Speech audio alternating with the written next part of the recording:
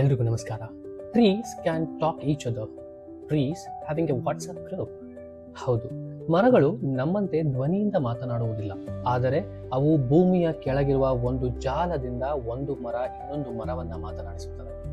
ಈ ಜಾಲವನ್ನ ಫಂಗೈ ನಿರ್ಮಿಸುತ್ತದೆ.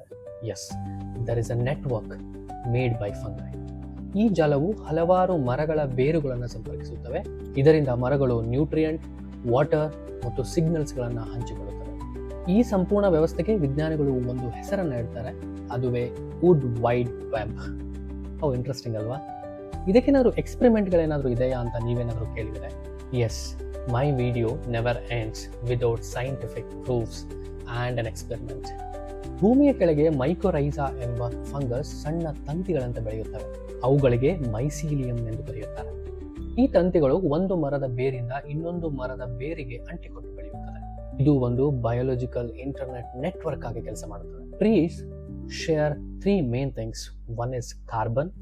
ದೊಡ್ಡ ಮರಗಳು ಸಣ್ಣ ಮರಗಳಿಗೆ ಅಥವಾ ದುರ್ಬಲ ಮರಗಳಿಗೆ ಕಾರ್ಬನ್ ಅನ್ನು ಕೊಡುತ್ತದೆ. Second one is nutrient. Nitrogen, phosphorus ಮತ್ತು ಮಿನರಲ್ಸ್ ಗಳನ್ನು ಹಂಚಿಕೊಳ್ಳುತ್ತದೆ. Third one is danger warning. ಒಂದು ಮರಕ್ಕೆ ಕೀಟಗಳ ಬಾಧೆಗಳೇನಾದರೂ ಬಂತು ಅಂದರೆ ಇನ್ನೊಂದು ಮರಕ್ಕೆ ಸಿಗ್ನಲ್ಸ್ ಗಳನ್ನು ಕಳಿಸುತ್ತದೆ. ಇತರ ಮರಗಳು ತಮ್ಮ ರಕ್ಷಣೆಯನ್ನ ಹೆಚ್ಚಿಸಿಕೊಳ್ಳುತ್ತವೆ. One of the scientists called Susan Simard from Canada, she did a beautiful experiment. Injected special carbon, that is carbon-14 isotope, into one tree.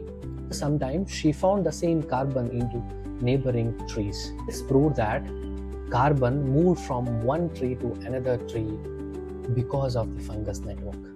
Trees by sharing foods. ಇದರಿಂದ ಫಂಗಸ್ಗಳಿಗೂ ಲಾಭ ಇದೆ. Trees will give sugar to the fungus.